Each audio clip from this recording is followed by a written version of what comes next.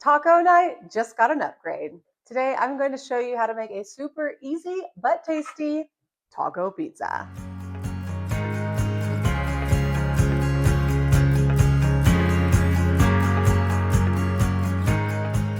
Hi, I'm Carrie with eatingonadime.com, and we're on a mission to help families eat well on a budget.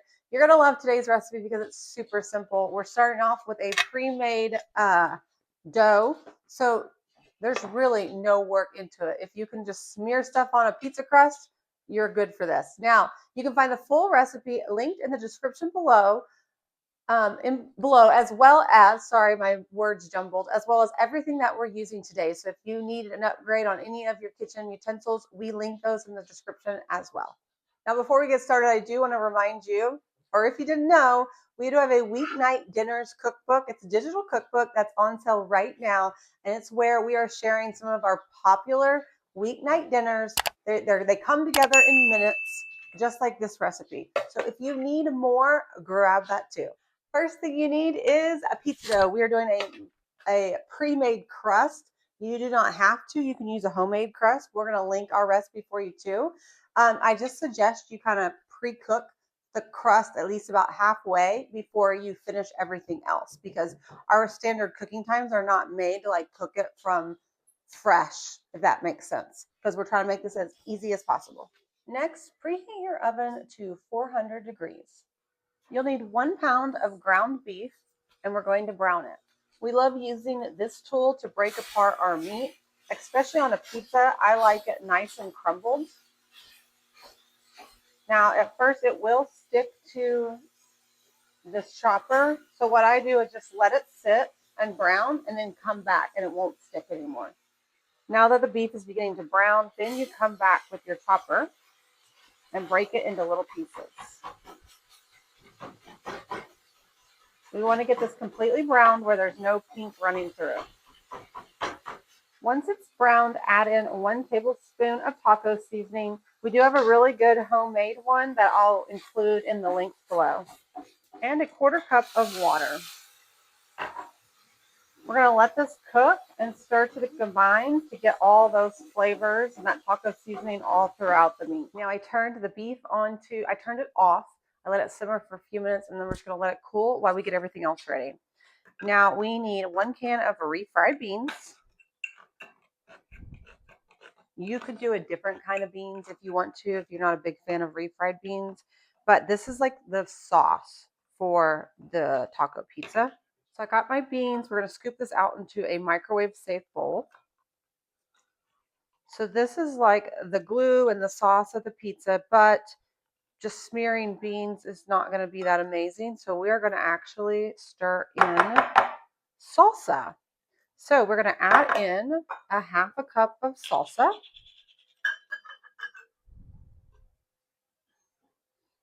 Pour that in. Now mixing this together is a little bit more complicated, so we're going to throw this in the microwave just for about 60 seconds. When the beans warm up, they get softer, so then it's easier to mix together. Yes, my microwave is in a drawer. We're going to add this in, and then we're going to cook it for about 60 seconds to warm it up. Now that it is warmed up for the microwave, I'm just going to use my spatula, and it folds in together super easily. Fold it in, David. Name that show. Every time I say fold it in, that's exactly where my brain goes to. And then just take that bean mixture and spread a thin layer on your pizza crust.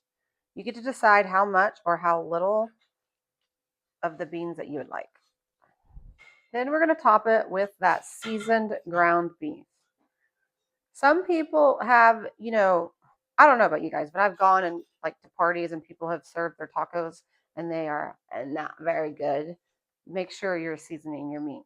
So don't skip that step because it makes a huge difference in your taco pizza.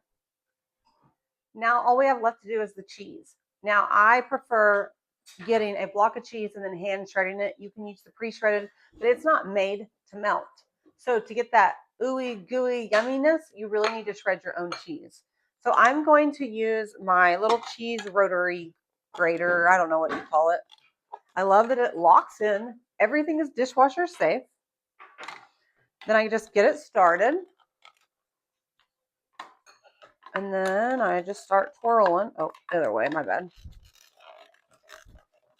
And ta-da! See, beautiful little pieces there. And I was even worried because my cheese is kind of soft because I let it sit out for too long while we were shooting this video. And it's working just great. So you're going to need about 2 cups. Let me take all this out. Let me show you my favorite part about this cheese grater. Okay, so it shredded all that cheese really quickly. You just unlock it.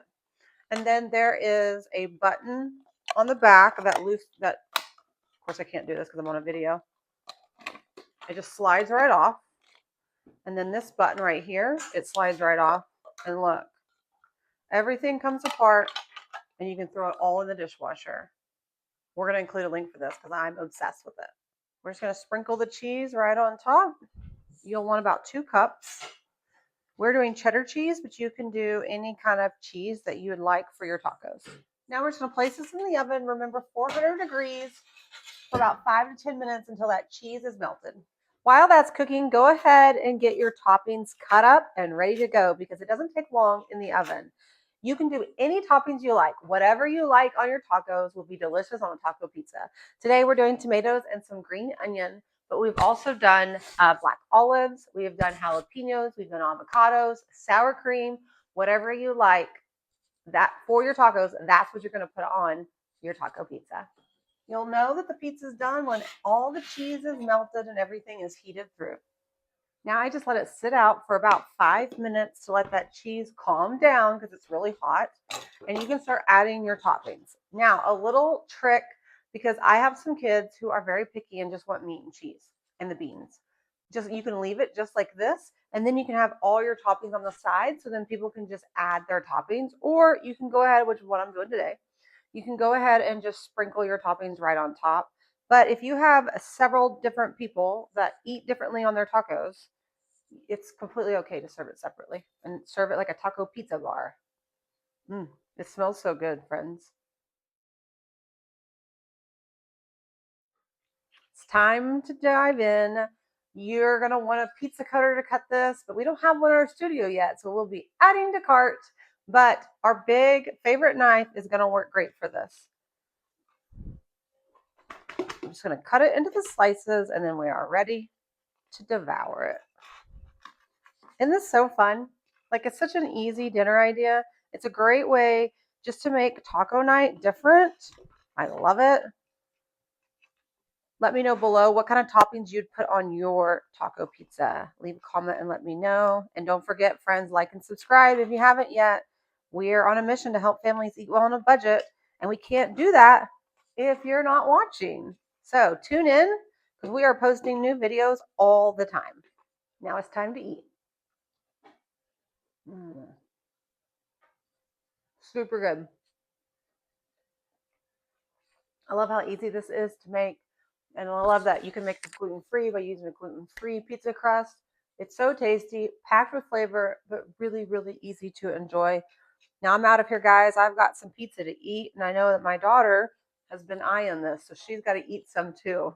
She would come on here, but she's feeling a little under the weather. So I think some taco pizza are going to make her feel great. Now, remember, before we go, you can find this recipe linked in the description, but you can also find it in all of our recipes at eatingonadime.com. It's where we post all of our free family-friendly recipes. Okay, before we go, don't forget, eat at home by eating on a dime. I'll see you next time in my kitchen. Bye, friends.